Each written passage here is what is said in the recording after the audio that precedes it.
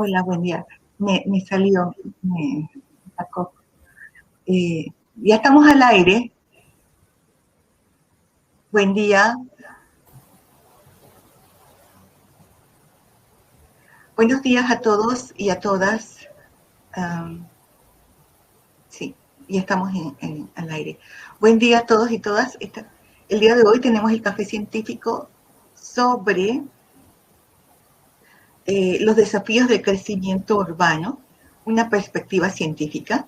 Tenemos todo un grupo de la Universidad Tecnológica de Panamá, liderados por la doctora María Lourdes Peralta, quien junto con tres tesistas que hicieron esta investigación ya hace un tiempo, pero que antes de la pandemia, y ya son profesionales, nos van a hablar sobre el tema que han encontrado a nivel de la ciudad de Panamá, y nos van a explicar cuáles son estos desafíos. Le damos la bienvenida a todos, gracias por estar aquí con nosotros y empezamos de inmediato con la doctora María Lourdes Peralta. Muy buenos días, doctora Cruz, a usted y a todos los que nos acompañan esta mañana, pues muy complacidos de estar aquí con este grupo de ingenieras que, como usted bien lo dice, formaron parte de esta investigación en la que queremos pues presentar algunos de los hallazgos en realidad de una serie de investigaciones que hemos estado haciendo que se relacionan con el impacto del crecimiento urbano en sus manifestaciones. Voy a compartirles la presentación. Muchísimas gracias. Le pido a las otras panelistas que si pueden apagar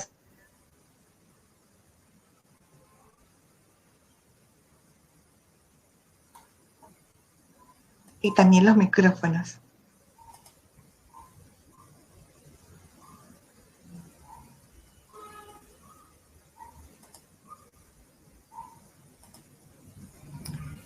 Ven la presentación, ¿verdad?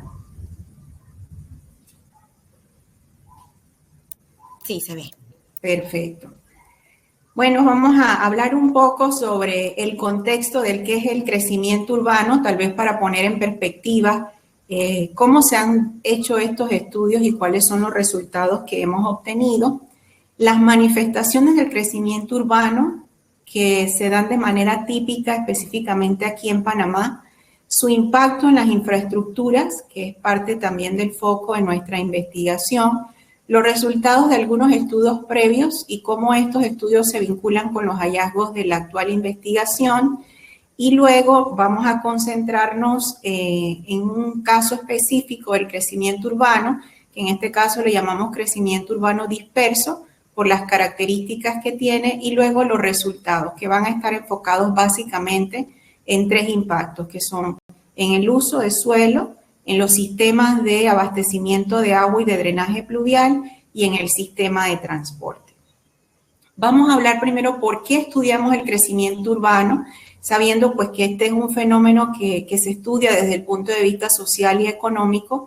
Sin embargo, el enfoque en este caso es un poco más ingenieril, desde el punto de vista de su impacto en las actividades diarias que realiza la sociedad para satisfacer sus necesidades. Primero ponemos en contexto que el crecimiento de la población urbana a nivel mundial se da a más de 1 millón por semana. Esto quiere decir que las poblaciones se están moviendo desde zonas menos urbanizadas hacia centros de la ciudad, y este crecimiento se da de manera concentrada, principalmente en países en desarrollo como Panamá. O sea, más del 90% de esas concentraciones de poblaciones en áreas urbanas se dan en países en desarrollo, con las consecuencias entonces que eso trae. Ahora, ¿qué pasa cuando estas poblaciones se mueven a estos centros? Lo primero es causar una demanda adicional a sistemas existentes. Y esto ha sido estudiado ya desde hace algún tiempo, tratando de identificar pues qué tanto han envejecido los sistemas y cuál es la falta de capacidad para atender estas nuevas demandas. Sin embargo, el análisis que hacemos en este tipo de investigación va un poco más allá del envejecimiento, sino que trata de medir el impacto de factores no físicos que afectan a una infraestructura casi igual que un factor físico. Cuando hablamos de factores físicos nos referimos, por ejemplo, a la presencia de ataques terroristas, a la presencia de impactos del clima que pueden afectar a una infraestructura cualquiera, como por ejemplo la de eléctrica, la del transporte, los sistemas de abastecimiento de agua. Sin embargo, se ha encontrado que estas amenazas no visibles, como el rápido movimiento de poblaciones, puede afectar a una infraestructura tanto más que un evento físico. El crecimiento urbano puede darse en términos generales de dos maneras. Uno de ellos es el que hemos experimentado en el centro de la ciudad, específicamente en áreas como San Francisco, Bellavista, Marbella, donde los espacios horizontales, al estar ya limitados, van a ser utilizados por edificaciones en altura, por edificios. Esto conlleva, obviamente, a un aumento puntual de la población en un instante de tiempo muy corto.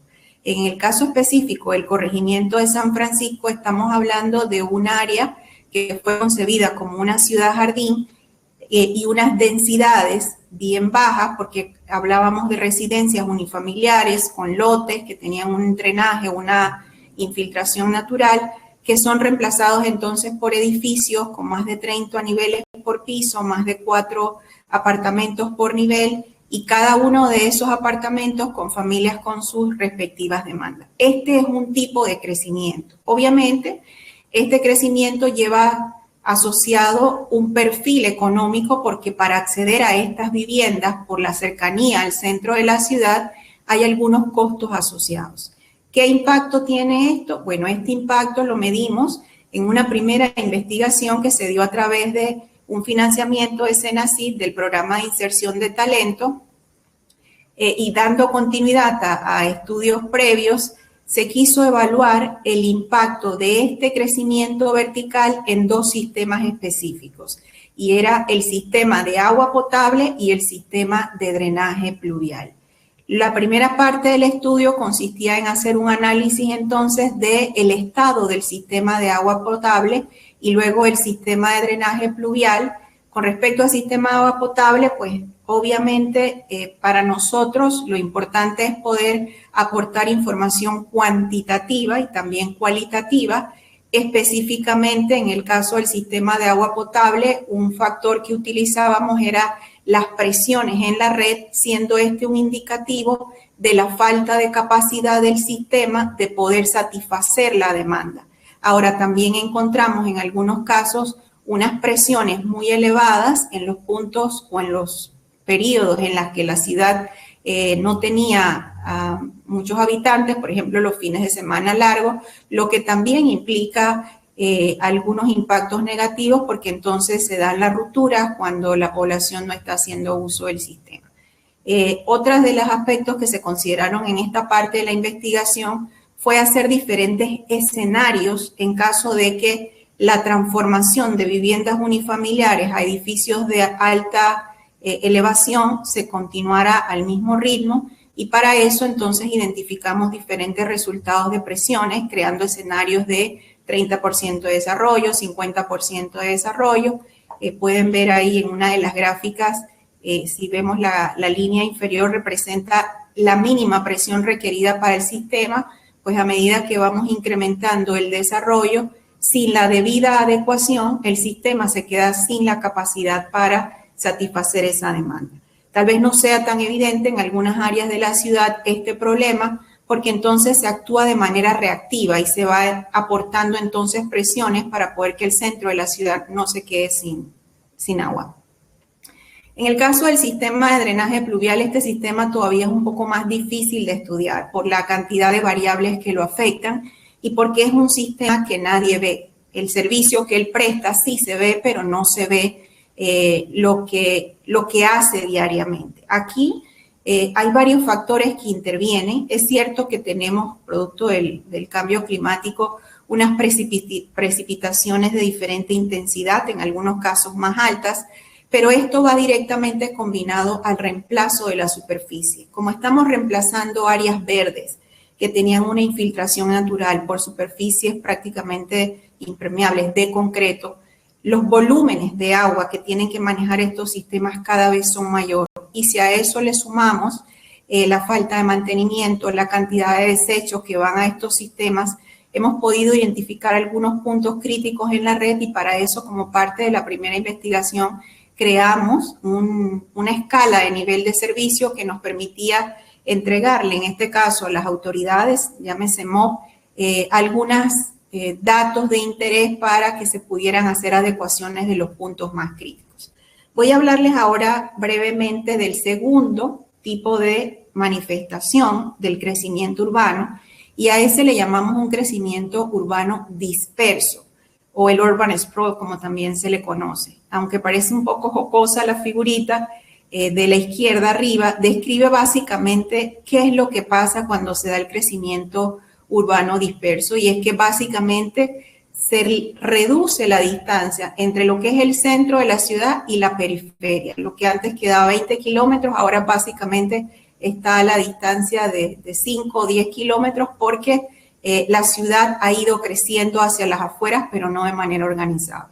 Lo que vemos a la derecha es una imagen real de aquí de Ciudad de Panamá. Voy a utilizar la definición que tiene la Agencia de Ambiente Europea, que dice que el crecimiento urbano disperso se utiliza para describir áreas urbanas en expansión caracterizadas por baja densidad, porque ahora las poblaciones que se asientan aquí son menores en cuanto a la cantidad de habitantes. Lo que sí es que hacen uso de espacios que antes eran considerados rurales y algo que caracteriza también este tipo de asentamiento es una falta de planificación. No voy a entrar en detalles en estos números porque nos los va a presentar la ingeniera Lina Raquel Ríos, que nos va a hablar sobre los usos de suelo, pero esta gráfica muestra el rápido crecimiento que ha tenido el área este de la ciudad de Panamá, que fue el caso de estudio que utilizamos para ver el crecimiento urbano disperso, y ven que en el área este estamos incluyendo los corregimientos de Pacora, San Martín, 24 de diciembre, y en algunos casos tenemos crecimientos arriba del 80% en 10 años, lo cual para los últimos años tiene que haberse incrementado todavía muchísimo más. Bien, para demostrar entonces cuáles son los efectos de este crecimiento urbano disperso en los sistemas y eventualmente en las actividades diarias de la ciudadanía, que es lo que nos interesa, y poder tomar acciones oportunas, lo vamos a describir de tres maneras. El impacto en el uso de suelo, el impacto en el transporte y el impacto en el sistema de drenaje pluvial. Quiero hacer un reconocimiento a todos los investigadores también que nos han acompañado en esta investigación. Además de las tres ingenieras, contamos con otros dos estudiantes que hicieron esta tesis y otros docentes también de la Universidad Tecnológica que han estado trabajando en este importante tema. Bien, con respecto al uso de suelo, que es un tema pues, que se administra desde las autoridades locales, nosotros buscamos evidencias en el uso de suelo que puedan ser comparadas con lo que está, al menos teóricamente, dentro de los planes de desarrollo que tienen las autoridades. Y también tratamos de actualizar nuevos mapas, porque muchas veces en Panamá pues no contamos con la información disponible que le permita a un tomador de decisiones hacer análisis adicionales sobre esos nuevos usos de suelo.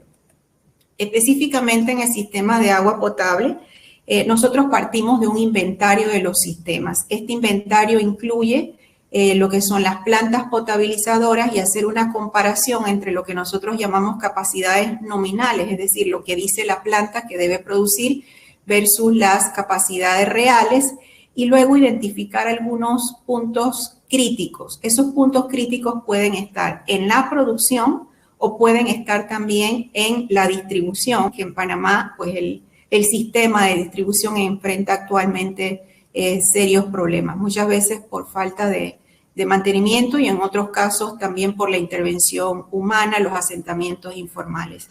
Y también un tema importante son las pérdidas en el sistema, que no necesariamente es que el agua está saliéndose, fugándose, sino que no está siendo contabilizada. Y en el tema del drenaje pluvial, pues nuestro interés es hacer una evaluación de cómo es la condición de los sistemas existentes, cuál es su nivel de servicio y hacer un análisis de la escorrentía superficial. Cuando hablamos del sistema de transporte y cómo se relaciona con el crecimiento urbano, básicamente tenemos una referencia circular.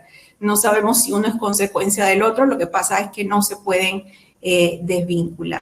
Uno de los aspectos que más se mide cuando hacemos el análisis del impacto del crecimiento disperso en el sistema de transporte es el incremento en los tiempos de viaje, también los puntos de congestión, cuáles son las distribuciones modales que se consideran cuando hacemos el análisis de este tipo de crecimiento urbano. Y el objetivo también es identificar algunas limitaciones en la capacidad vial que ayuden entonces a mitigar estos impactos o a que no se siga agravando la situación.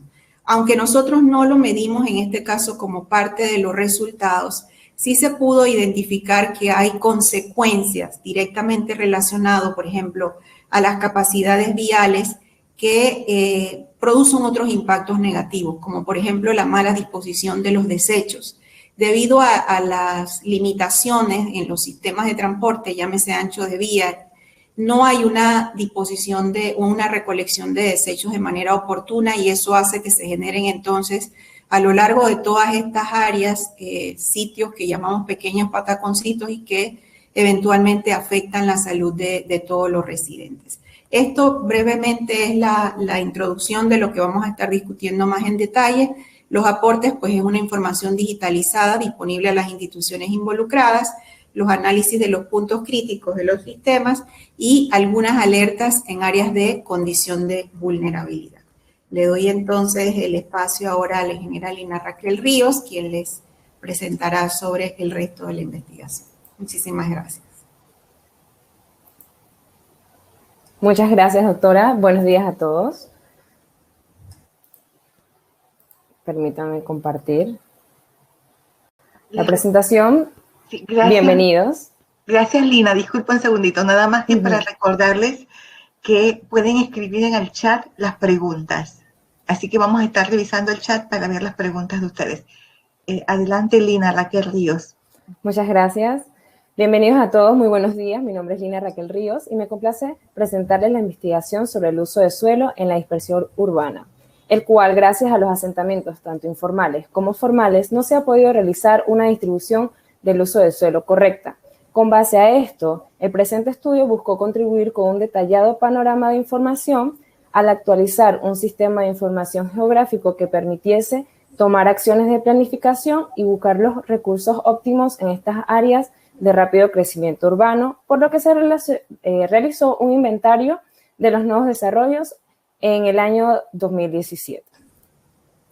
El área de estudio que se contempló para la investigación fue el área este de la ciudad de Panamá, específicamente los corregimientos de la 24 de diciembre, Pacora y San Martín. El área de estudio aún no cuenta con un plan de zonificación vigente. El corregimiento de la 24 de diciembre es uno de los corregimientos más jóvenes del área de estudio, cuenta con 78.8 kilómetros cuadrados, creado en el 2002. El corregimiento de Pacora es el corregimiento más grande del área de estudio, cuenta con 479 kilómetros cuadrados, también es el más antiguo del país. Y el corregimiento de San Martín, que es el corregimiento más alejado, uno de los corregimientos más alejados del centro de la ciudad de Panamá, cuenta con 134 kilómetros cuadrados, los cuales daban una superficie de 691.8 kilómetros cuadrados, el área de estudio total.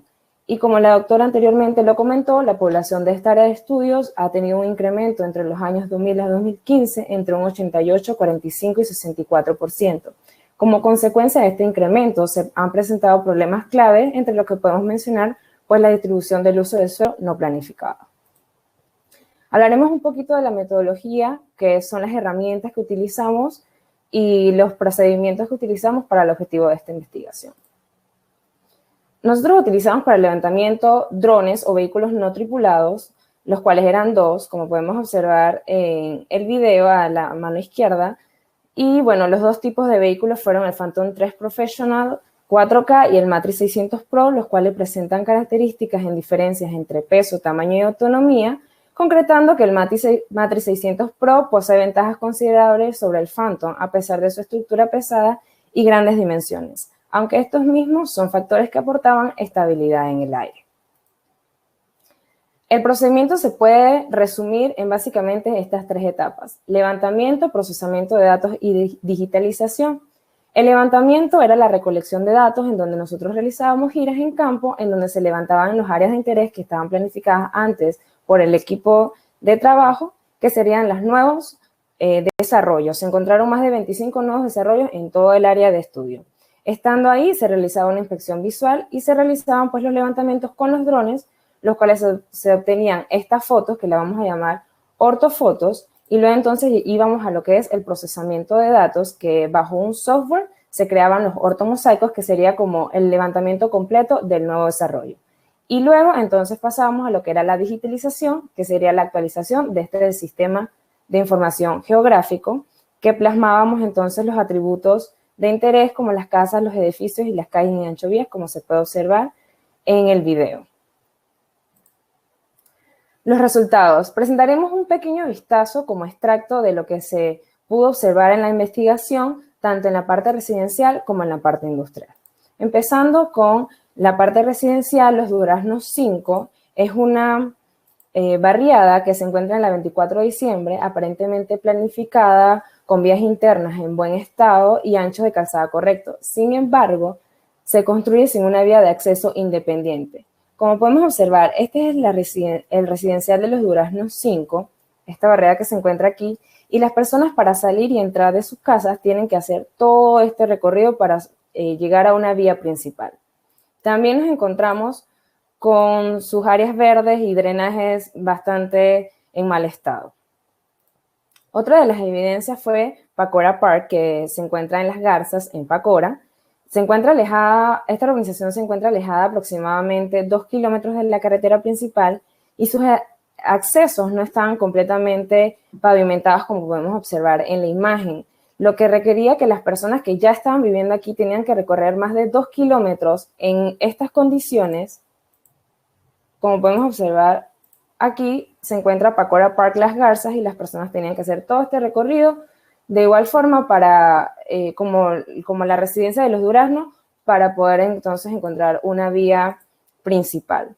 Como esta, existen muchas urbanizaciones que tienen un amplio desarrollo de áreas verdes y vías pavimentadas dentro de las mismas, pero no se propone una vía de acceso alterna o un estado óptimo.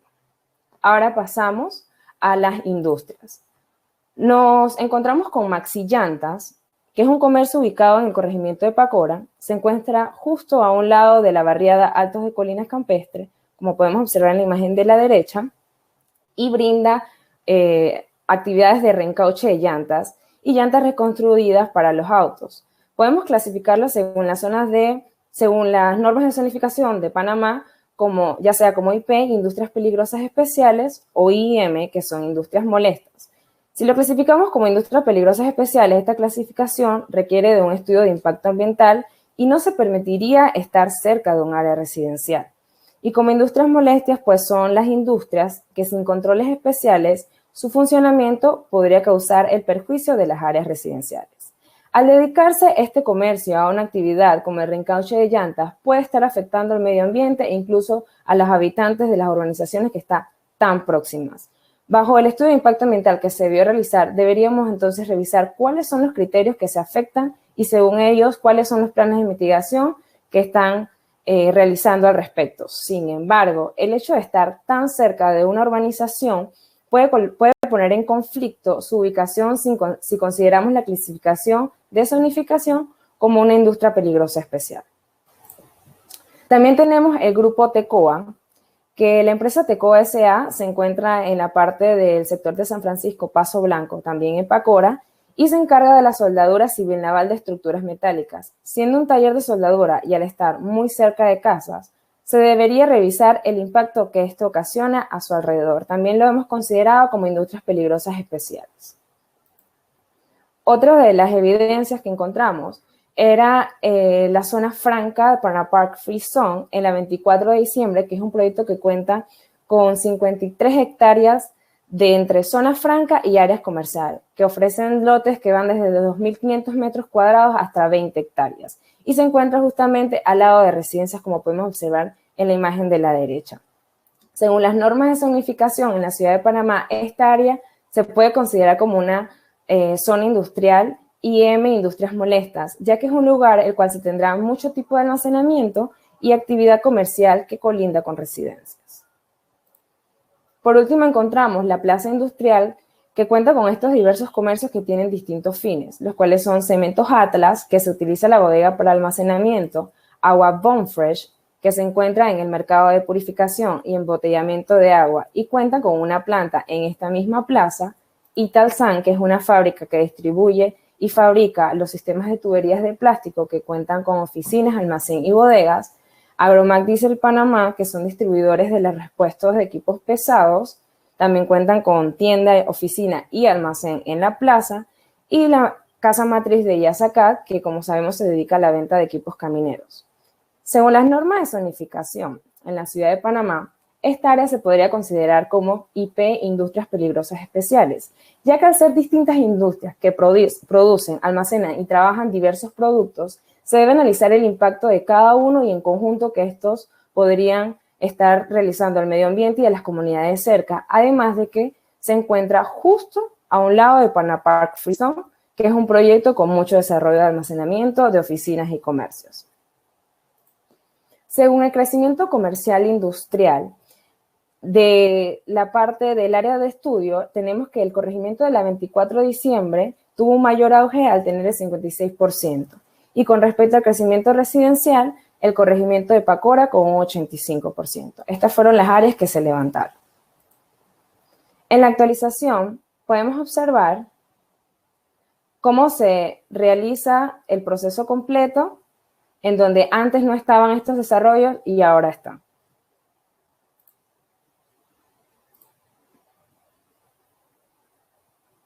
Y este es un extracto del Sistema de Información Geográfica Actualizado, que es un plano en donde se encuentran descritos los mapas generados a partir del Sistema de Información Geográfico, con sus respectivas descripciones de edificaciones como escuelas, comercios, residencias, iglesias. También tenemos lo que es el uso de suelo, que conforme a todo el procedimiento que hicimos entre levantamiento y digitalización, además del procesamiento de datos, pudimos entonces clasificarlo, además de las calles, las vías pavimentadas y no pavimentadas, como se muestra en este ejemplo.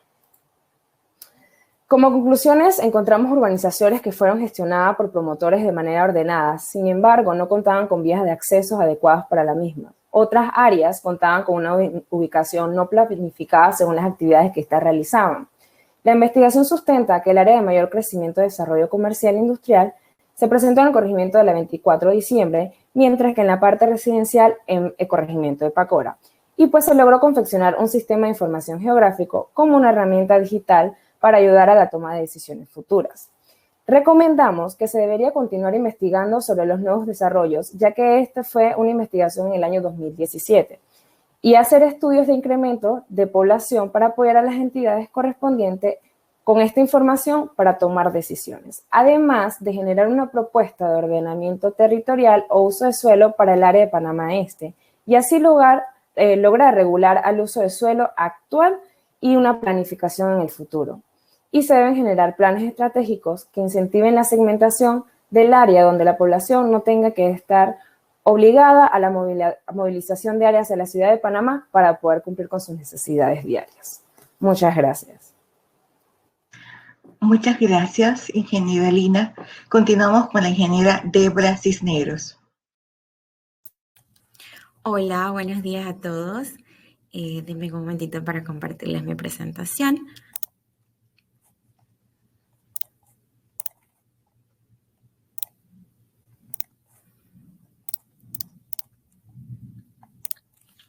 Pueden verla, ¿cierto? Bueno, como la doctora Peralta ya les hizo la introducción, al igual que mi compañera Lina, sobre esta investigación que realizamos y realmente los desafíos que tenemos en cuanto a las infraestructuras en las infraestructuras en cuanto al crecimiento urbano, disculpen, yo les voy a hablar ahorita de los sistemas de agua potable y drenaje pluvial. Disculpa, ¿puedes? No estoy viendo la presentación. No sé si soy yo o... ¿Me dicen? ¿Pueden verla? Aún no podemos verla.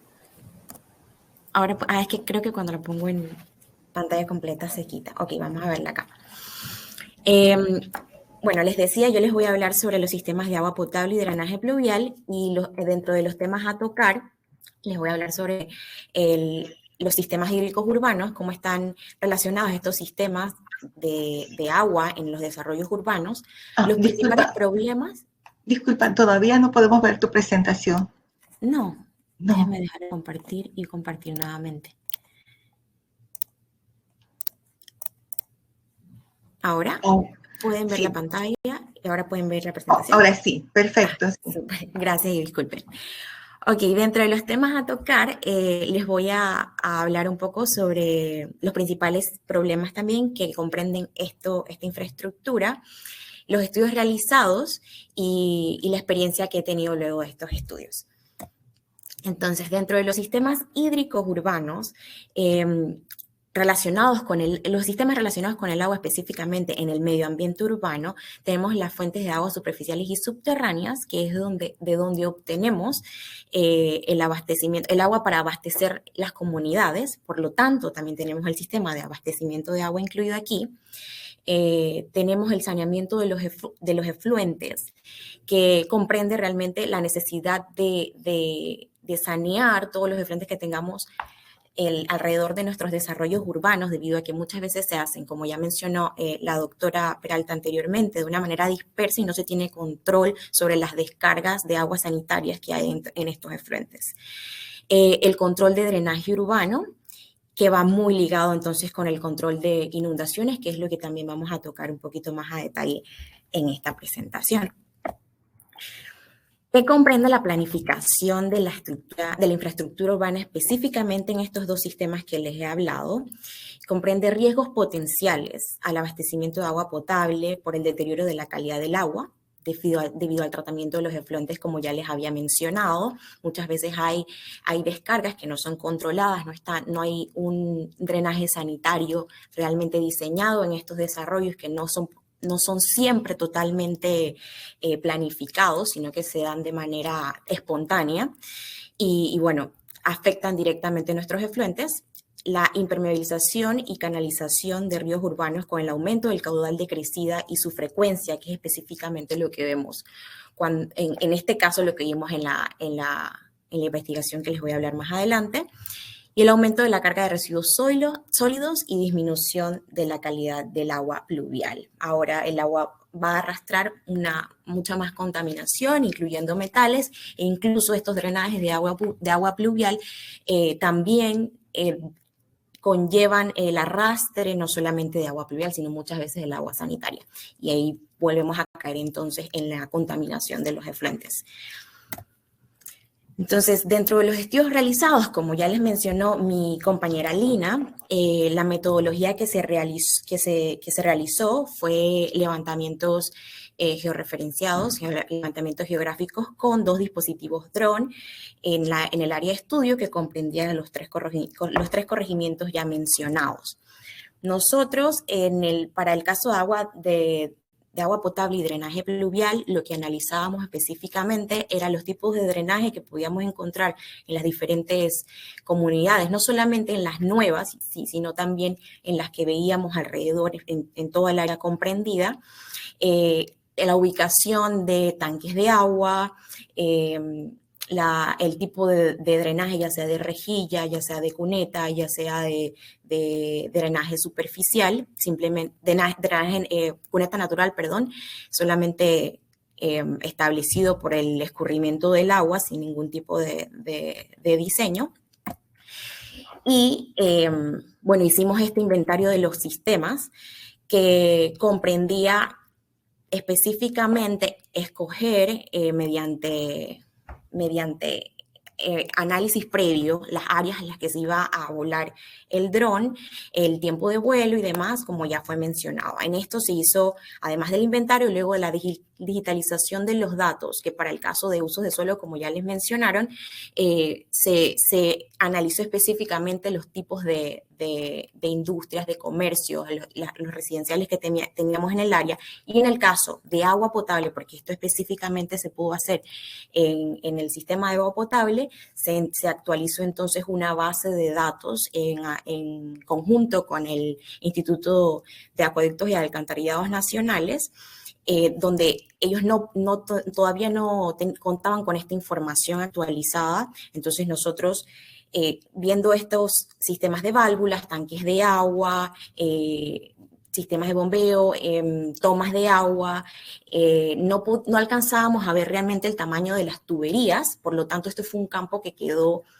realmente en blanco cuando hicimos la digitalización de los datos, porque no pudimos mediante recursos propios hacer este análisis a detalle del tamaño de las tuberías que se encontraban en cada una de las barriadas analizadas y del área analizada, pero se actualizaron la mayoría de los campos posibles que podíamos ver no solamente en nuestros vuelos hechos con el dron, sino también en los recorridos que hacíamos, no solamente en las barriadas nuevas, sino también en los desarrollos que ya estaban establecidos anteriormente y se encontraban en los mapas.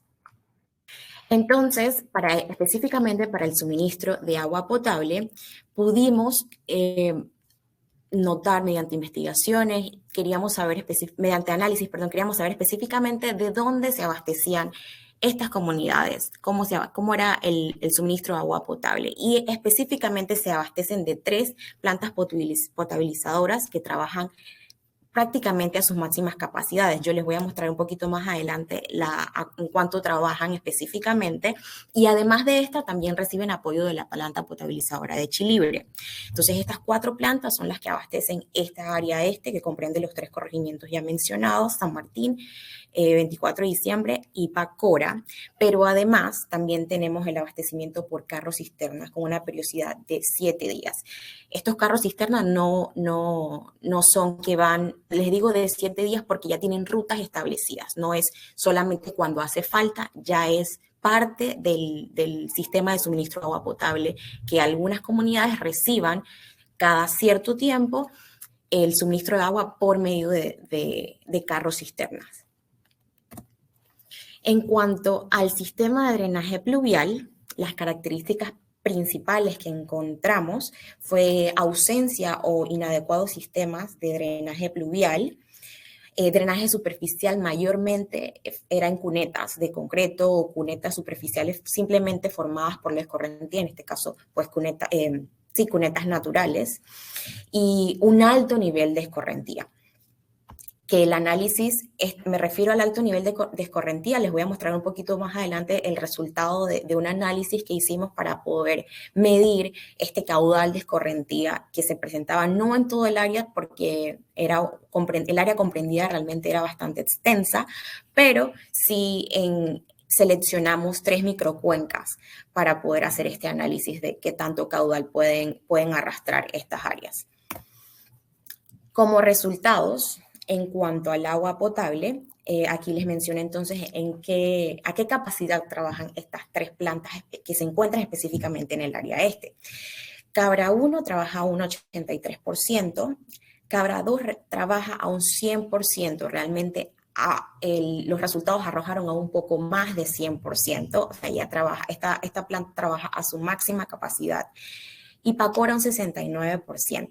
Porque yo les mencionaba desde un inicio que las 3 plantas trabajaban a sus máximas capacidades, aunque Cabra y Pacora no están realmente en el 100%, es porque no trabajan a su 100% porque hay una ausencia en el abastecimiento, el abastecimiento de los ríos en este caso, pues en esta área están muy contaminados de sedimentos y, por lo tanto, estas plantas específicamente no pueden trabajar a su máxima capacidad por esta razón.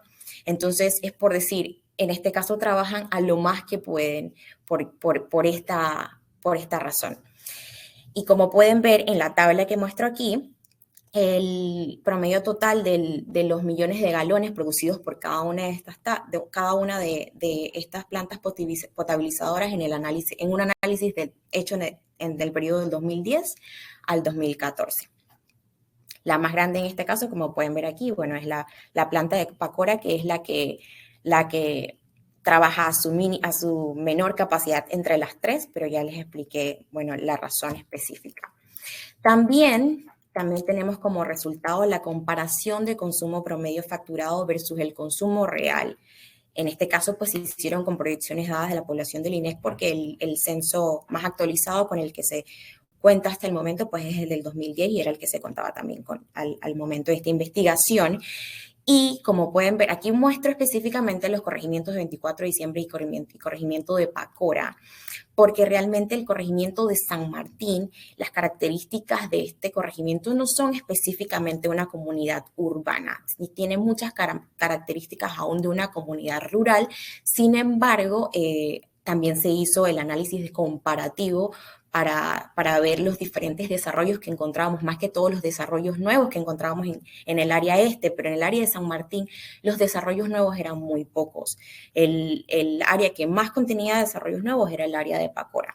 Entonces, en el área de San Martín realmente no se contaba, o por lo menos el IDAM no contaba con información como en el caso de 24 de diciembre y de Pacora, con el cual pudimos hacer esta comparación de consumo promedio facturado versus consumo real. Y aquí podemos ver que el consumo facturado, hay una gran diferencia entre el consumo facturado y el consumo real para ambos casos, tanto para el corregimiento de Pacora como para el corregimiento de 24 de diciembre. Ahora, hablando un poquito del drenaje pluvial, pasando entonces a los resultados que obtuvimos en cuanto a este sistema. A diferencia del sistema de agua potable, aquí no se pudo hacer una actualización de una geodatabase porque el Ministerio de Obras Públicas no cuenta todavía con este recurso. Entonces, por eso no se pudo hacer un análisis más a fondo del que hicimos, que fue un análisis comparativo. Nuestra mayor intención era poder llevar este análisis de caudales, de escorrentía, y compararlo con las tuberías que teníamos, con la capacidad del sistema que teníamos en estas áreas para poder analizar qué tan bien se comportaba la demanda en este caso. Pero por ahora solamente pudimos hacer un análisis comparativo entre 3 microcuencas que se escogieron de manera donde la primera era un área más urbanizada, donde teníamos mayor concentración de área de concreto, por ejemplo. La segunda era un área semiurbana, teníamos pues bastante desarrollo, pero también tenía muchas áreas verdes. Y la tercera era un crecimiento más disperso. Sí, exactamente. La tercera era un crecimiento más disperso, donde entonces podíamos observar cómo se comportaba la escorrentía superficial dependiendo del tipo de suelo que teníamos en estas áreas. Y como resultado general de los dos sistemas, en el de agua potable y el de drenaje pluvial, para hacerles un resumen bastante rápido, el análisis realizado en el sistema de agua potable mostró un aumento de hasta el triple del consumo en el análisis que se hizo del 2010 al 2017. Esto pasó específicamente en el caso de Pacora. Y como ya les había mencionado, Pacora es la que presentaba mayor cantidad de desarrollos urbanos nuevos.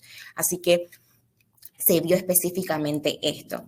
Los altos porcentajes de viviendas no facturadas debido a conexiones no registradas.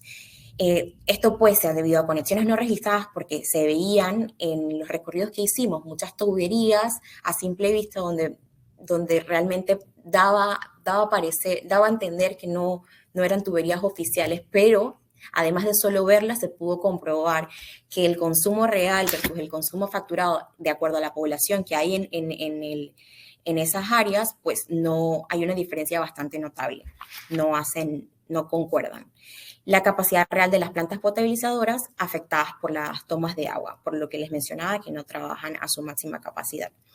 Y en el sistema de drenaje pluvial, en la proyección a futuro de escorrentía superficial, se tuvo esta proyección a futuro, que se busca más adelante poder hacer una comparación, poder hacer un inventario del sistema como tal y entonces poder comparar cómo estamos, si estamos realmente cumpliendo con la demanda en este caso de escorrentía de agua pluvial que tenemos en el área, y las grandes diferencias en valores de diseño a la necesidad de actualización de fórmulas.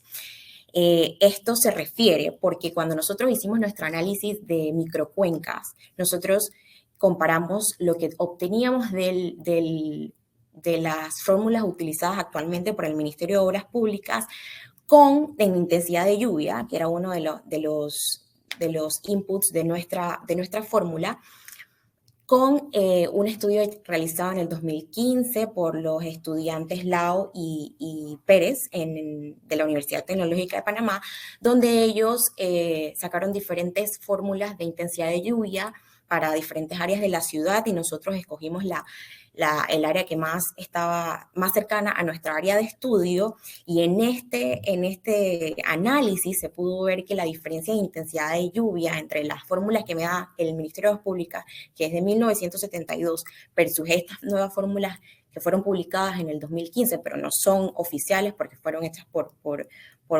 esta investigación de estos estudiantes. La diferencia de intensidad de lluvia daba hasta 290 milímetros por hora. Realmente era una diferencia bastante significativa que si ahorita estamos usando las fórmulas, si las fórmulas que estamos usando ahorita no son las más actualizadas para nuestro diseño de drenaje pluvial, no se está tomando en cuenta esta intensidad de lluvia adicional que puede ser, que realmente no está contemplando los desarrollos urbanos, el gran crecimiento urbano que hemos tenido en nuestra ciudad, y tampoco los impactos del cambio climático que todos sabemos que realmente está afectando todos nuestros sistemas y nuestra planificación urbana en general. Y bueno, en general los aportes de la investigación también fueron mapas georreferenciados, una actualización catastral y para el IDAN y el análisis y estudio de puntos críticos como les mencioné. Y para hablarle un poquito de mis experiencias que tuve luego de esta investigación, esta investigación me dio la oportunidad de luego incorporarme a la Dirección de Planificación Urbana del municipio de Panamá, donde ahí yo pude ver más de cerca o experimentar diferentes, no solamente el análisis del área que me tocó hacer en esta investigación, pero también la ciudad, el área central de la ciudad, donde ahí trabajamos en conjunto todo el equipo en diferentes proyectos como el plan de ordenamiento territorial, como la actualización de la geodatabase de las calles de la ciudad, que realmente todo lo que pude experimentar en esta investigación me complementó perfectamente para poder apoyar en esa parte en la Dirección de Planificación Urbana. Y también veíamos mucho el diseño de la movilidad urbana, tratando de orientar nuestra ciudad hacia los peatones, hacia una ciudad caminable.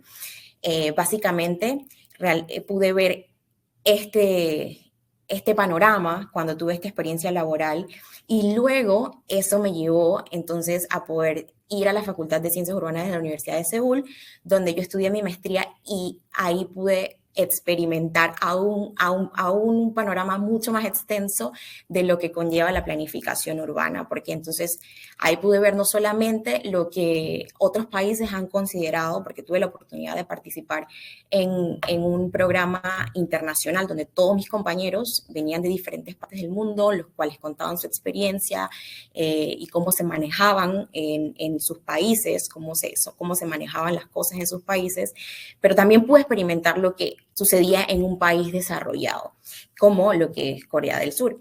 Entonces, esta experiencia fue bastante grata porque me llevó por ese camino y pude entonces implementar todo lo aprendido y aún expandir mucho más mis conocimientos. Hasta ahora esto es lo que les tengo por presentar. Le doy la palabra entonces a mi compañera Betsy para que les cuente un poquito sobre el sistema de transporte. Gracias, Debra. Continuamos con Betsy Pinto. Hola, buenos días a todos. Gracias, Debra, por la introducción. Y gracias también a todas las presentaciones que han realizado mis compañeras en los momentos previos a esta. También agradecerle a todos los presentes por el tiempo que se han tomado para participar y compartir con nosotros los resultados de estas diferentes investigaciones. Como bien ya lo ha presentado la doctora Peralta, pues nosotros estuvimos hablando sobre los impactos del urban sprawl en las diversas infraestructuras. La mía toma un poco de relación con la parte B que mencionó la compañera, la ingeniera Lina Ríos, sobre los diferentes usos de suelo y la vialidad. En este caso, pues vamos a revisar en esta presentación los impactos del urban sprawl en el sistema de transporte. Me parece que no estaban viendo la presentación. ¿Me pueden confirmar si ahorita mismo la están viendo? Sí se ve. Sí se ve. Gracias. Entonces, dentro de los temas que vamos a estar revisando en esta presentación, vamos a ver un poco la relación que hay entre el crecimiento urbano disperso y la movilidad en Panamá. Vamos a revisar también la problemática enfocándonos en el área de estudio, a revisar de manera muy general las herramientas que se utilizaron para el desarrollo de la investigación y pues centrarnos en los resultados y las conclusiones a las que llegamos. Sin más preámbulos, entonces comenzamos a revisar lo que es el panorama general del urban sprawl y el transporte en la ciudad de Panamá. Lo que ven a la izquierda es la mancha urbana del área metropolitana, que tiene mucha relación con la imagen que pueden ver a la derecha. La imagen de la derecha es una de las formas de crecimiento urbano disperso a las que pudieron concluir en el estudio realizado por Patti, Besusi y Chin en el 2003. Para la realización de esta investigación pues se revisó diferentes estados del arte, de investigaciones en diferentes partes del mundo, y dentro de estas se encuentran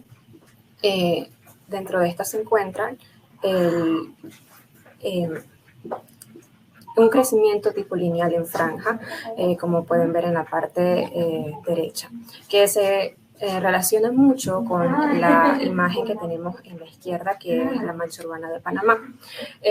La relación que tiene esta dispersión urbana en Panamá con la vialidad es que el crecimiento se ha dado a lo largo de las principales carreteras. Tenemos un crecimiento longitudinal a lo largo de la carretera panamericana y luego un crecimiento que va hacia el norte a lo largo de la carretera transísmica.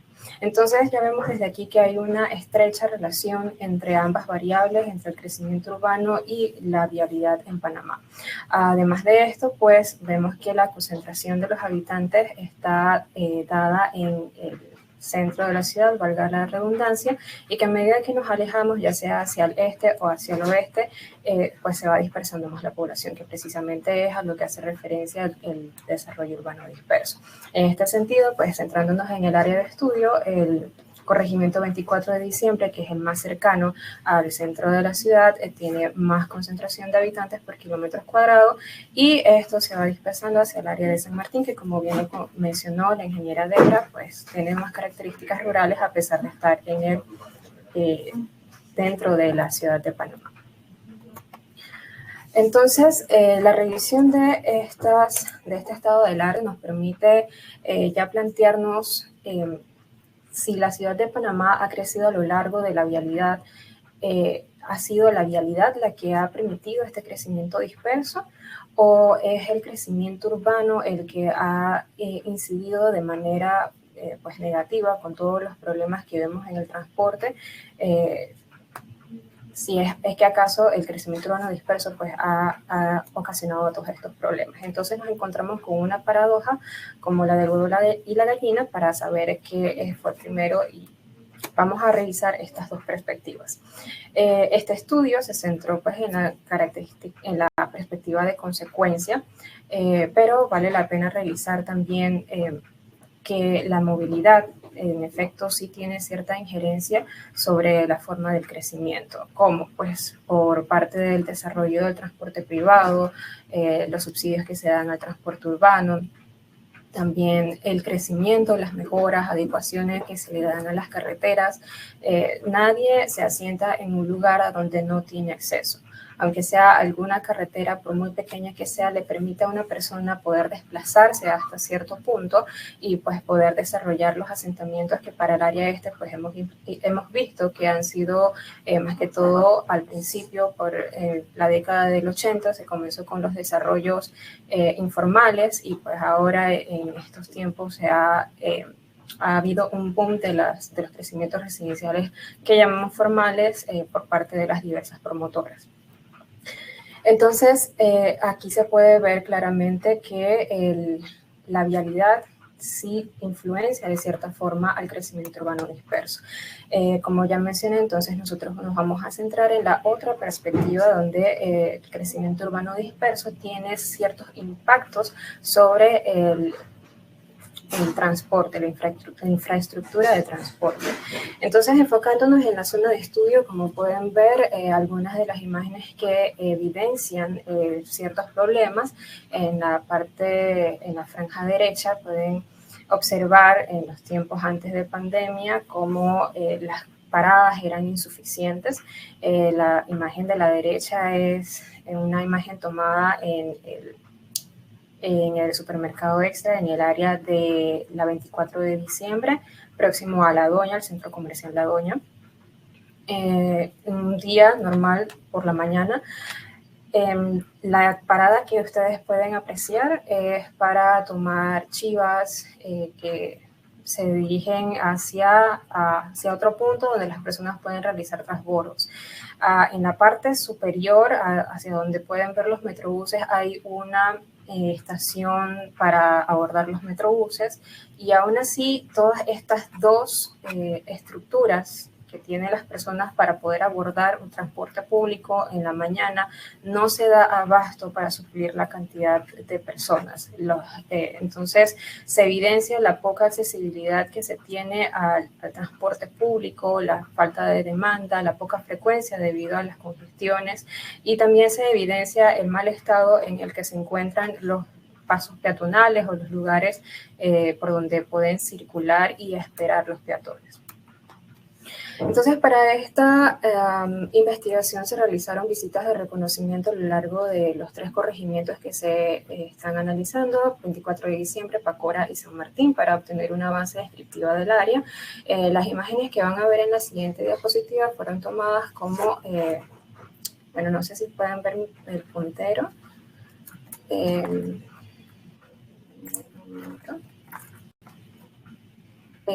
Las imágenes que van a ver a continuación fueron tomadas en ciertos puntos que ya son bastante conocidos pues, por ser puntos de espera, puntos de concentración de personas, ya sea porque allí son la terminación de los viajes de los transportes públicos, puntos donde las personas realizan transbordos para dirigirse hacia otras rutas. Se reconocieron puntos de congestión y también se exploraron diversas calles internas para ver qué oportunidades de desplazamiento tenían las personas que no fueran por las vías principales. Como pueden ver aquí de manera preliminar en el mapa solamente tenemos 2 carreteras principales, que es la carretera Panamericana y tenemos la avenida José Agustín Arango. Que recorre la avenida José Agustín Arango, ha sido la que nosotros elegimos para realizar el estudio, debido a que en este área se concentran muchísimas barriadas, como lo son el Trébol y la urbanización Ciudad Santa Fe, de las que vamos a hablar más adelante. Durante estas visitas de reconocimiento, entonces, podemos tomar más evidencias de estos problemas que ya he mencionado anteriormente, por lo menos en épocas de lluvia, esta misma parada que vimos en las imágenes anteriores. Si no era suficiente para poder albergar la cantidad de personas en épocas de lluvia, el estado era aún peor. Podemos ver que se inunda, lo cual tiene mucha relación con lo que mencionaba la ingeniera Debra. Las paradas para el transporte público que no son Metrobús no alcanzan para que las personas puedan bajarse de estos buses y caminar de una manera segura. Por lo menos vemos personas, mujeres con niños, no hay espacios peatonales para mujeres, niños, ancianos. Vemos calles en mal estado, e incluso en las áreas donde están las calles en un aparente buen estado, como vemos en la última imagen a la derecha, entonces se debe tener cuidado con ciertos obstáculos en la vía. El uso predominante del suelo en este área de estudio es más que todo residencial, lo cual complementa lo que expuso anteriormente la compañera Lina. En este caso tenemos dos diferentes formas de asentamiento, el asentamiento informal y el asentamiento formal. Y aquí vemos una comparativa de esto. Entonces, nosotros para esta investigación tratamos de elegir asentamientos formales e informales para realizar una comparativa de los aportes de viajes de ambas zonas. En este caso pueden ver en la imagen de la izquierda las diferentes zonas que utilizamos para el estudio. Utilizamos 4 zonas que comprendían las barriadas que mencioné anteriormente, el Trébol, que es la zona 4, la zona 3, que es el asentamiento informal de Arnulfo Arias Madrid, y la zona 1, que es la ciudad Santa Fe, dentro de la cual dividimos para tomar en consideración otra pequeña zona, que es la que nos iba a permitir hacer una comparación entre ingresos y la cantidad de viajes que se aportaban, aparte de que también en esta última zona había una escuela involucrada, lo que nos permitiría saber cómo influyen este tipo de centros educativos en la atracción de viajes y en la cantidad de viajes aportados. Para esto se realizaron diferentes estudios de variables de población y vehículos. Se revisó información de cantidad de viviendas, precio de viviendas, ingreso aproximado por viviendas y cantidad de habitantes, e información de vehículos como la tasa de motorización y la cantidad de vehículos por zona. En general, pues podemos ver que la cantidad de habitantes por vivienda dentro de las 4 zonas de análisis es bastante uniforme, alrededor de 4 habitantes por vivienda. Dentro de estas también podemos observar que el ingreso aproximado por familia es bastante uniforme también y bastante bajo también comparado con otras áreas de la ciudad. Esto nos permite establecer una premisa citando al PIMUS: a mayor cantidad de ingresos, mayor cantidad de viajes aportados. Entonces, esta era una de las variables que utilizamos para realizar la investigación también. Dentro también de los datos que se pudo obtener, podemos ver la cantidad de viviendas que había por cada zona, teniendo así que el Trébol era una de las zonas que más cantidad de viviendas tenía.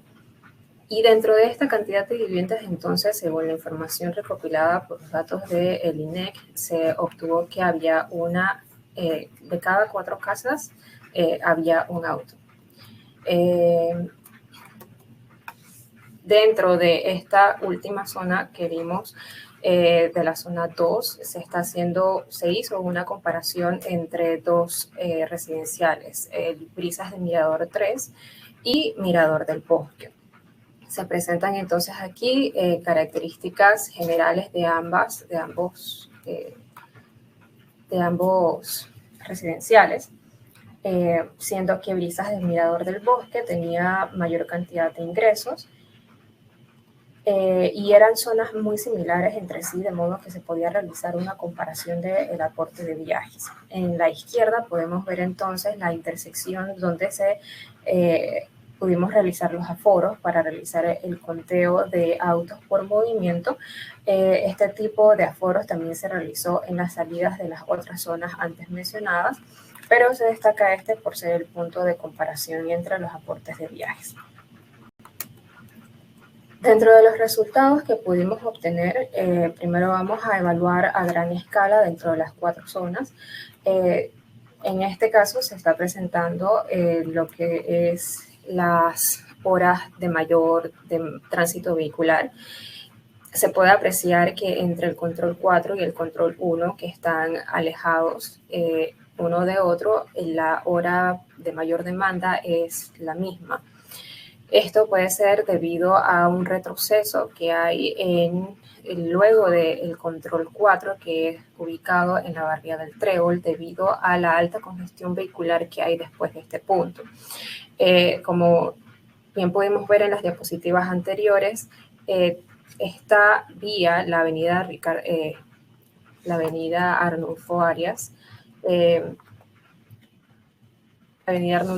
concentra gran cantidad de barriadas que están apostadas a lo largo de esta, y cada una de estas barriadas tiene un único punto de salida hacia la vía, de manera que se ve una alta congestión a lo largo de esta.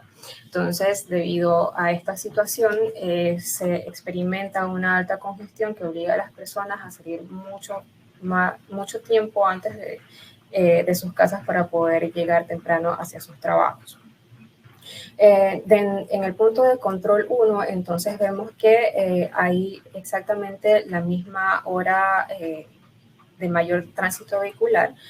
En este punto ocurre algo interesante, que es que en esta intersección hay una conexión entre la avenida Arnulfo Arias y la carretera Panamericana. Entonces, esto también puede explicar el hecho de que en este punto los habitantes puedan tener otro punto de salida hacia otra de las carreteras principales, teniendo una vía alterna que les permite pues evitar la alta congestión que experimentan por la carretera que hemos analizado. Dentro de los resultados también, como se evaluaron diferentes movimientos y se hizo el conteo de autos en las diferentes zonas, pudimos obtener los modos predominantes de transporte, siendo de mayor uso los vehículos particulares y los taxis. Recordemos que dentro de las variables que se analizaron estuvieron el nivel de ingresos de las personas que habitan en estos sectores, y pues la verdad fue no muy esperado, debido a que pues son los modos más caros para el desplazamiento. Sin embargo, la poca frecuencia que hay en el transporte público y también la disposición, después de las 6 de la tarde ya el transporte público es más escaso hacia estos lugares, entonces obligan a los residentes a recurrir en el transporte selectivo para poder llegar a sus destinos. Con respecto a la comparación de las muestras de los aportes de viajes realizados por los dos asentamientos, podemos observar que no se cumple la premisa de que a mayor cantidad de ingresos hay mayor aporte de viajes. Esto es debido a que en Brisas del Mirador 3, que es la barriada con menos ingresos, aparentemente está otorgando una mayor cantidad de aportes de viajes, pero cuando se realizó el análisis es debido al emplazamiento de la escuela, que está justo en la salida de este residencial. Entonces, fuera de las horas en las horas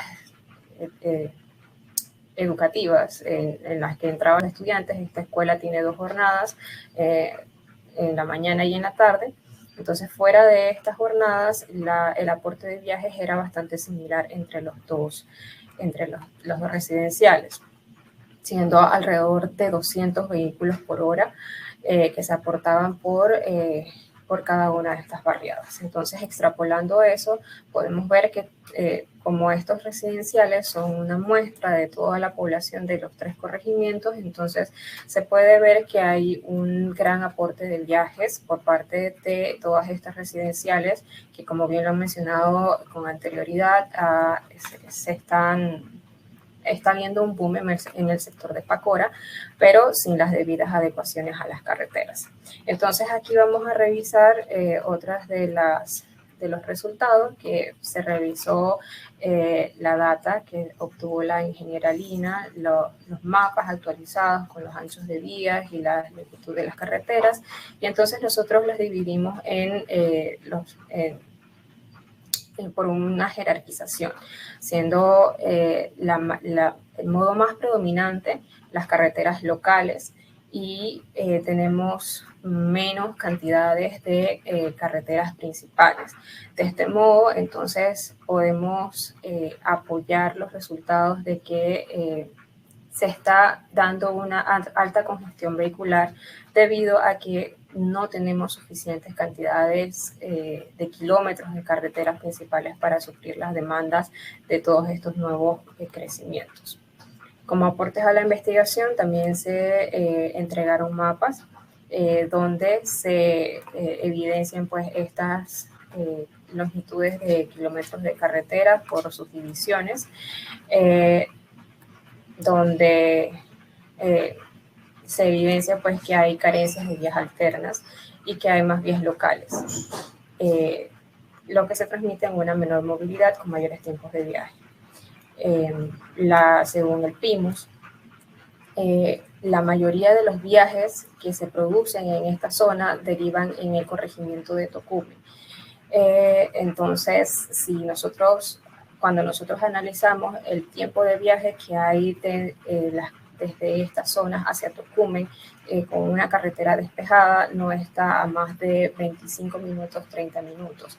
Estas personas estarían saliendo de sus casas a las 6:45 de la mañana, según la revisión de las horas pico, para poder llegar a sus trabajos a las 8 de la mañana, 7 de la mañana. Entonces hay un retroceso en lo que es, estas personas tienen que levantarse mucho más temprano para poder llegar a sus destinos, debido pues a todos los problemas que se han evidenciado.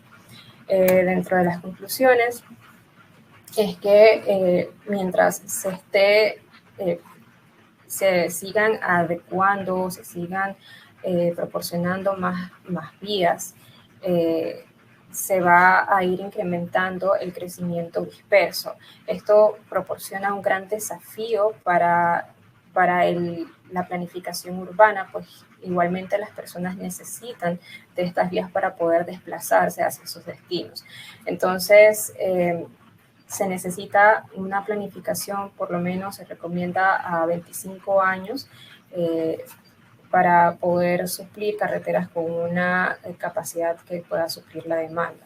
El impacto del transporte selectivo también es de mucha importancia y de mucho interés, puesto que forma parte de uno de los modos predominantes de uso por parte de los usuarios, de los usuarios y de los habitantes de estos corregimientos. Este transporte no es nada barato, y luego en la siguiente diapositiva vamos a ver los impactos que tiene esto en la economía familiar. Pero lo importante aquí es que al no haber suficiente cantidad de transporte público colectivo en estas áreas, se ha intensificado el uso del sector de los taxis. Entonces, cuando nosotros realizamos los análisis de los modos de transporte y de la dirección en la que se daban los viajes, no obtuvimos resultados esperados, en el sentido de que, por lo menos según la revisión del PIMUS, los viajes generados en estas zonas derivan hacia el sector de Tocumen. Cuando nosotros realizamos los análisis de los aforos, la mayor parte de los viajes iban en sentido contrario. Cuando discretizamos estos resultados, entonces nos dimos cuenta de que muchos de estos viajes en sentido contrario eran producto de los taxis. Entonces vemos un impacto en el comportamiento vehicular de la zona, debido pues a la presencia de este tipo de transporte. El emplazamiento de la escuela nos evidencia que hay un atractivo de viajes incluso dentro de una zona residencial. Esto pues debe tomarse en cuenta al momento de la planificación urbana, puesto que ayudaría a aliviar un poco la congestión que hay sobre las vías principales. En la imagen que se ve de fondo acá, que es sobre la Avenida de Estudio, hay una escuela justo a la orilla de la calle. Esta escuela, pues como vieron en las imágenes anteriores, no tiene pasos peatonales para los niños, y tampoco tiene entradas suficientes para los colegiales o los padres que van a dejar a los niños a las escuelas. Entonces, comparando una escuela una escuela con otra, pues se puede ver que este tipo de emplazamientos, de una manera mal planificada, atraerá mayor cantidad de viajes, pero no se tendrán, o si no se tienen las infraestructuras necesarias para que las personas puedan ir y dejar a los niños sin obstaculizar el tráfico vial, pues entonces se va a derivar en un mayor problema de congestión vehicular. Y los impactos en el gasto del hogar, pues revisando los diferentes modos de transporte que hay en estos lugares, encontramos que los taxis colectivos, y digo colectivos porque hay una modalidad de servicio donde los taxis son colectivos, llevan a 4 personas de pasajeros y cobran menos por el servicio. Si las personas utilizaran este taxi diariamente al mes, esto correspondería a un 22.1% de su salario, que frente al uso de buses interlocales, esto representaría un 4.43% de su salario. Si vemos estos números aislados, podemos ver que es más atractivo desde un punto de vista económico el uso de buses interlocales. Sin embargo, la poca frecuencia y el mal estado de las paradas y, por qué no mencionar también el mal servicio que presentan estos buses, pues hacen que las personas incurren en mayores gastos para poder realizar sus viajes diarios. Entonces, dentro de las recomendaciones es que se debe invertir en mejorar la comodidad, la frecuencia y el buen trato del transporte público para estas áreas, principalmente pues por la poca frecuencia que hay y la poca opción que tienen los usuarios para elegir sus modos de transporte, de modo que el transporte público se convierte en un modo más atractivo y las personas opten por estos medios de transporte, ayudando pues a aliviar un poco la congestión vehicular provocada por la compra de autos a las que se ven obligados los usuarios debido a al poco servicio o al mal servicio que se ofrece por parte del transporte público. Y eso sería todo por parte de la presentación. Les agradezco por la atención brindada. Gracias. Excelentes presentaciones a todo el equipo. Doctora María Lourdes, Lina, Bexy, Debra. Excelentes las presentaciones.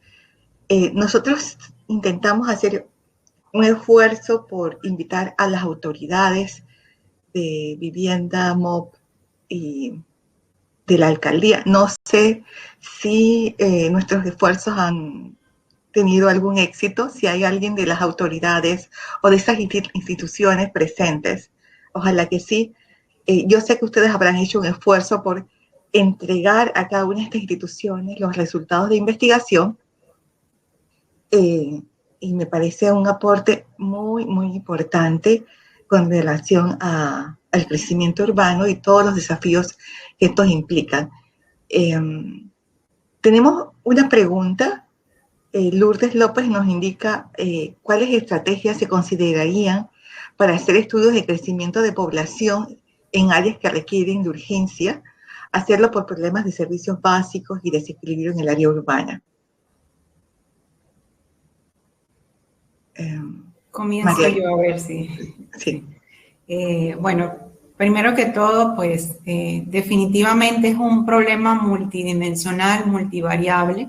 Y como bien lo dijo la doctora Cruz, se hacen esfuerzos para poner esta información a disposición de las autoridades y se reconoce también las limitaciones que tienen las autoridades porque esto es un problema dinámico y muchas veces los tiempos que requieren la planificación son más largos que los tiempos que demanda la adecuación de estos sistemas, porque la población tiene que satisfacer sus necesidades. Y atendiendo a la pregunta de la señora Lourdes, en realidad lo que podemos hacer en este momento es actuar reactivamente en los casos más críticos y luego una planificación en los escenarios que parecieran ser los más graves prontamente. Y lo explico un poco. Ya hay usos de suelos combinados que no estaban reportados y eso lo presentó la ingeniera Lina. En esos casos, pues hay que actuar reactivamente tratando de medir el impacto de la presencia de esas industrias en áreas bien cercanas a poblaciones. Y tomando esos escenarios como base, entonces verificar cuáles son las limitaciones o las restricciones que se deben poner de manera inmediata para que eso no se dé nuevamente. La ingeniera Ríos mencionaba bastante bien que no contábamos con los estudios de impacto ambiental. No quiere decir que no se hayan hecho, que eso también es bien importante que nosotros recalquemos, y es que en algunos de los casos la información pública disponible es limitada. Probablemente está, probablemente no, pero sí se debe entonces, con base a lo que hay, inmediatamente establecer las acciones de los escenarios que no deben darse. El establecimiento nuevamente de industrias peligrosas o industrias molestas en áreas donde ya hay desarrollos de poblaciones. No sé si la ingeniera Ríos quiere comentarnos algo también relacionado a esto. Muchas gracias, doctora. Aportando solamente un poquito más a lo que usted acaba de comentar, de hecho sí se debería de hacer pues como una combinación entre un escenario tendencial, que es lo que ha venido ocurriendo, y un escenario óptimo, que sería la supraplanificación, buscando entonces un escenario intermedio que pueda como mezclar ambas cosas, como usted mencionó. Y bueno, sabemos que también hay muchas limitaciones, necesitamos una voluntad política, un consenso ciudadano, además de que sentarse en la mesa, hablar y planificar también toma bastante tiempo. Y bueno, la disponibilidad de los recursos. Exacto. ¿Algún otro comentario por parte de nuestras panelistas? Bueno, veo una pregunta del ingeniero Donis Quintero. Dice, ¿cuál sería el punto de inicio en miras de mejorar las problemáticas planteadas? En realidad, la palabra está bien usada, un punto de inicio, porque un problema con tantas variables y tan complejo no se puede resolver en una generación, pero si pudiéramos dar una respuesta simple, es que al menos la planificación en papel se comience a cumplir, porque en una de las imágenes que presentaba la ingeniera Ríos, en papel las urbanizaciones que se habían establecido cumplían con la normativa en cuanto a ancho de calle, en cuanto a las áreas verdes. Sin embargo, había pieza de información que era clave, y eran los 2 kilómetros que había desde esa urbanización hasta donde las poblaciones tenían que salir a buscar un sistema de transporte. Entonces, en muchos casos es la ausencia real de la aplicación de las normas de planificación lo que desencadena después todos los problemas, porque así como lo hay para sistemas de transporte, lo hay para el establecimiento de las urbanizaciones. Hay una oficina local que siempre verifica que en efecto cuando se va a hacer un nuevo desarrollo se cuente con capacidad en los sistemas. Hay que respetar la existencia de esas recomendaciones o de esas capacidades, sería un buen punto de inicio. Esa era una pregunta que quisiera yo hacer, y es, ¿a quién le toca hacer este tipo de estudio a nivel de las instituciones públicas? O sea, ustedes lo han hecho como universidad porque es un problema real y, digamos, una necesidad. Y me encanta la forma en que lo abordaron, pero ¿hay alguna institución pública que tuviera un departamento para hacer este tipo de investigaciones? ¿O no existe dentro de las instituciones públicas, ni en el Ministerio de Vivienda, ni en el Ministerio de Planificación, una instancia que haga este tipo de estudios?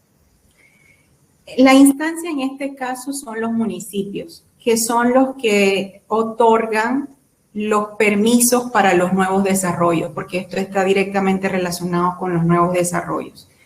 En los municipios, entonces, existe una oficina en la que están representadas todas las instituciones. Está representado IDAN, que ve entonces la capacidad de sus sistemas en el área donde va el nuevo desarrollo. En esa oficina está representado el Ministerio de Obras Públicas, está representada la Autoridad de Transporte, está representado Senadis, el Ministerio de Salud.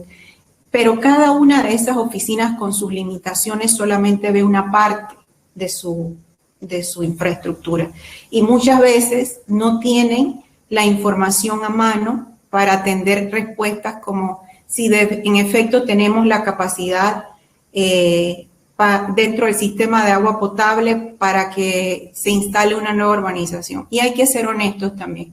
En muchos casos la respuesta es no se tiene, pero igual se hace el desarrollo. Es un problema de muchas variables, pero sí existen las oficinas que al menos administran y deben contar con la información actualizada sobre las capacidades de sus propios sistemas.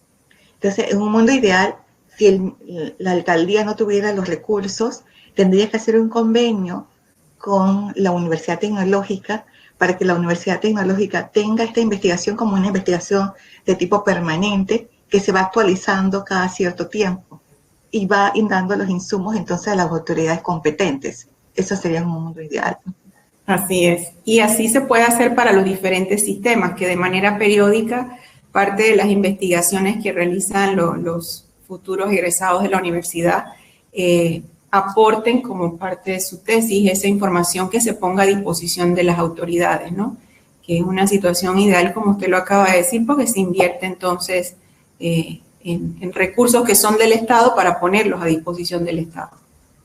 Así es. Yo quedé preocupada por el tema de las fórmulas de cálculo para estimar los drenajes. Eso es realmente preocupante porque todavía yo he visto organizaciones nuevas que los drenajes cada vez los hacen más pequeños. La apertura a esa luz para que es cada vez más pequeña y no entendía yo. Y esa fórmula de cálculo tiene que ver con alguna normativa o tiene que ver con una actualización de los planes de estudio, en este caso de los ingenieros que son los que trazan y construyen. No sé.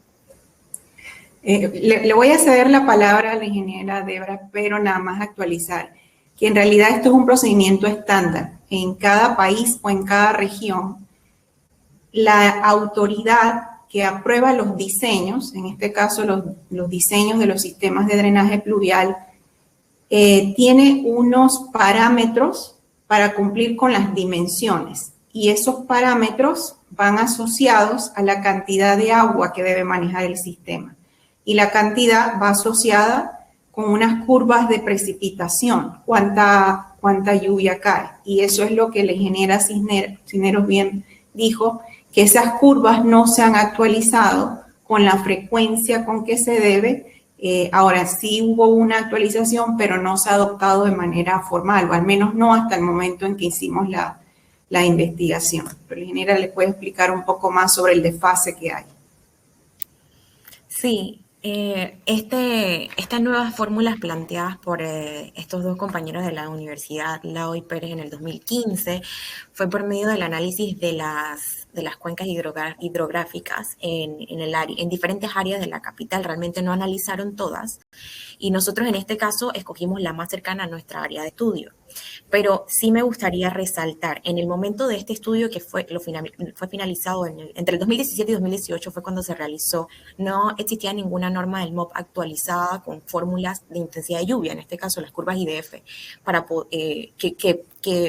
que hiciera concordancia con lo que en este caso habían presentado nuestros compañeros en el 2015 y se presentaba una diferencia bastante grande. Pero este año el Ministerio de Obras Públicas hizo una actualización a su manual de diseño. Entonces, realmente toca ver toca analizar y ver si las curvas IDF en este caso, que fueran las que nosotros tomamos en cuenta, la intensidad de lluvia, pues fueron también actualizadas tomando en cuenta estos cambios que se han hecho en la ciudad o si aún no se han actualizado. Entonces, sí es un poco preocupante saber que en los diseños que se están haciendo actualmente se están tomando pues datos que ya quedan, por decirlo así, obsoletos, pero sí cabe resaltar que el Ministerio de Obras Públicas pues ha estado trabajando en eso porque este año sacó una nueva actualización de su manual. Gracias.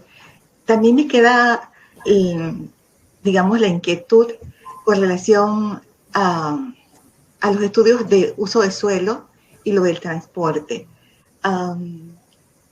Como no hemos tenido censo en los últimos 10 años, un poco más de 10 años ya, tenemos, digamos, un desfase en la información.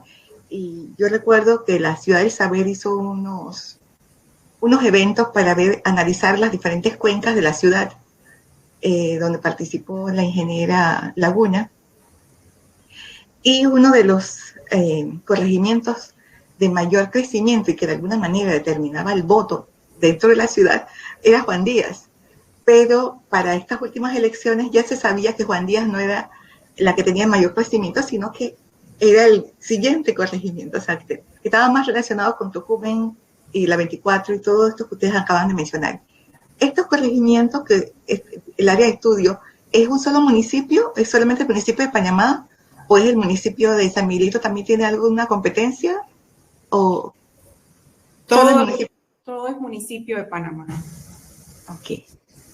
Sí, y lo cual lo hace todavía más crítico, porque si lo vemos por distancia y lejanía, estando San Miguelito más cerca, cuando pensamos en la 24 de diciembre, San Martín, no pensamos que eso forma parte de la ciudad de Panamá. Ya el siguiente distrito entonces es Chepo, que tiene características diferentes. Ok. Sí, bueno, me llamaba la atención eso, ¿no? O sea, la cantidad de gente ubicada. Y también me llamó mucho la atención es que hay 3 plantas de tratamiento de aguas que no logran abastecer al 100% y que son requeridos los tanques cisternas cada 7 días. Eso me llamó muchísimo la atención, y que estas plantas no pueden trabajar al 100% debido a los sedimentos. La gente del acueducto, en este caso, es la que tiene que tomar decisiones sobre el tema de las plantas de tratamiento, ¿o es también el municipio? Esto sí es una acción que le corresponde directamente al IDAM. Ahora, esto también está directamente relacionado con la movilización de las poblaciones, y lo mencionó la ingeniera Cisneros. Muchas veces es un tema de sedimento producto de la actividad humana que reduce la capacidad de la toma, y como no se puede sacar suficiente agua, pues lo que va a producir la planta es función de lo que entra, ¿no? Muchas veces también durante los periodos de lluvia, y eso es una investigación que también se hace en este momento desde la universidad, tratar de mejorar los puntos de toma para que no se vean tan afectados por crecidas de río o por bajos niveles.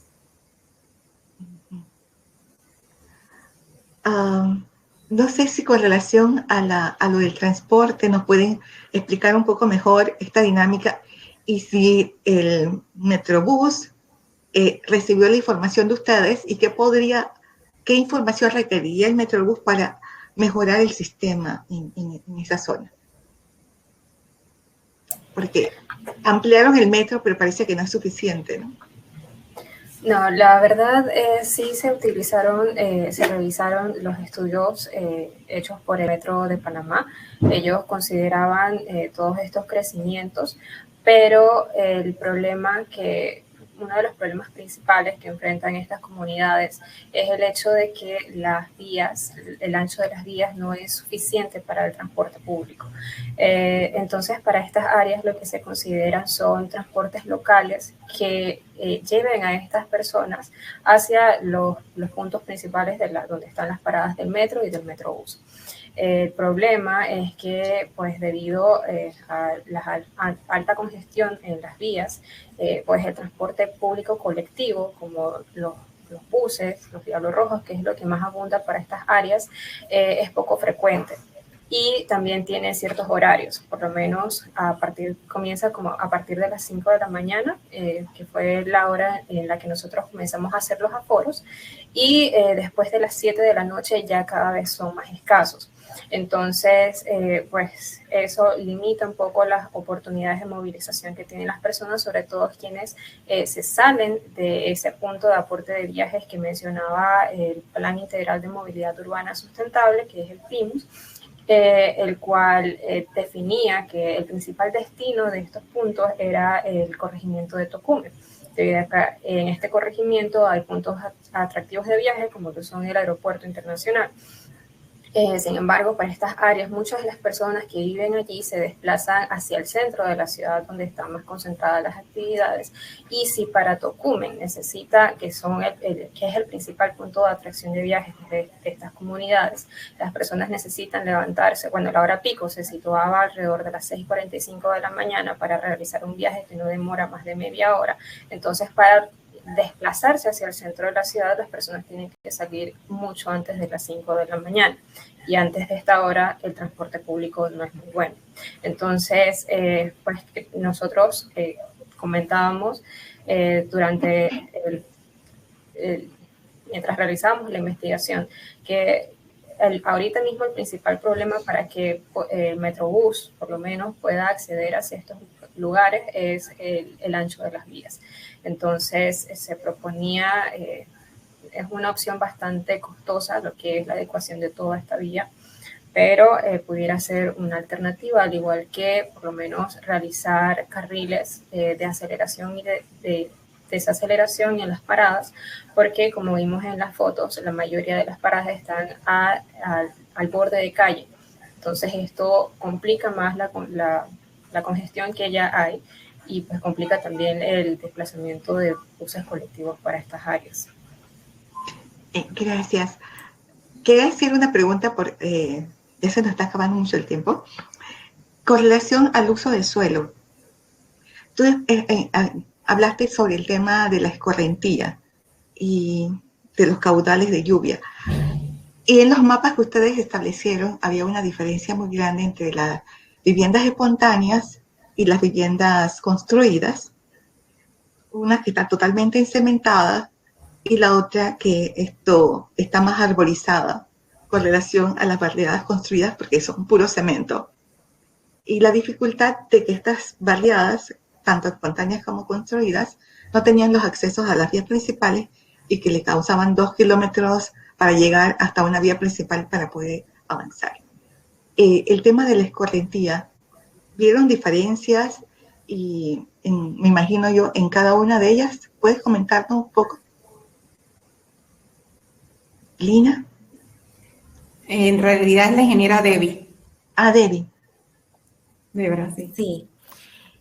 Realmente las diferencias eran bastante notables si nos poníamos a comparar el tipo de suelo que teníamos en las áreas. Por eso las microcuencas que nosotros elegimos para el análisis del cálculo de este caudal, la quisimos diferenciar. Quisimos mantener el área constante, pero lo que fuera la variable sería el tipo de suelo que teníamos, el uso de suelo que teníamos en esas distintas microcuencas. Entonces, como muchos sabemos, entre más área verde tenemos, el suelo capta mucho más el agua que cae de lluvia y no tenemos tanto caudal de escorrentía superficial, que al final, si no tenemos un sistema adecuado, diseñado correctamente, y lo que se genera en estas áreas donde posiblemente no hay inundaciones, actualmente afectan áreas aledañas que sí tienen más vulnerabilidad de inundaciones, porque el sistema pluvial, la dirección del sistema pluvial no está debidamente planificada para que evacúe en un afluente, en el afluente indicado o cosas como estas. Entonces, sí es muy, muy importante el tipo de suelo que tenemos en este análisis. Y bueno, entre más urbanización tenemos mucho más área de concreto, lo que aumenta esta escorrentía superficial. Realmente el problema más grande del drenaje pluvial es, además del aumento de la escorrentía, es el transporte de contaminantes, no solamente de sedimentos, que entonces afectan el abastecimiento de agua, pero también de metales que contaminan entonces nuestros afluentes. Realmente los desafíos que se tienen en cuanto al un diseño adecuado de un sistema pluvial son bastante numerosos, pero lo que pudimos ver aquí bastante general en el análisis comparativo es pues que entre más área de urbanización tenemos, entonces más alto es el caudal de escorrentía superficial. Exacto. Y creo que Lina fue la que vio el tema de la incompatibilidad entre el desarrollo urbano de barriadas y al mismo tiempo en paralelo industrias que afectaban de alguna manera por el ruido o por la contaminación la convivencia de las zonas. La doctora Griselda Domínguez comenta, dice, excelente investigación y presentación. Ella indica que se puede aprovechar esta información para apoyar la plataforma para el proceso de evaluación y fiscalización ambiental del Sistema Interinstitucional del Ambiente. ¿Ya ustedes conocían de esta plataforma? Para mí, primera vez. Para mí también, no la conocíamos. Doctora Griselda, le agradezco si nos da mayor información. Lamentablemente no la podemos poner para que nos los comente en voz viva, pero sí, si nos da mayor datos sobre esta plataforma, sería buenísimo para poder canalizar la información de las chicas. Chicas, tendrían cada una un minuto para comentar alguna cosa o alguna recomendación para nuestra audiencia, para finalizar el café. Vamos a ver si vamos en orden, la ingeniera Ríos, luego Cisneros y luego Pinto. Adelante, Lina. Hay que activar el micrófono. Lina, no te escuchamos. Te vemos hablar, pero no te escuchamos. Activa el micrófono.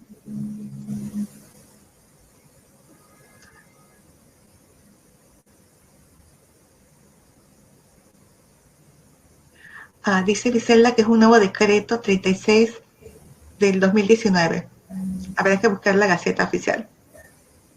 Lina, no te escuchamos. No. Bueno, seguimos con las chicas y tú sal y vuelve a entrar para ver, ¿sí? Para probar.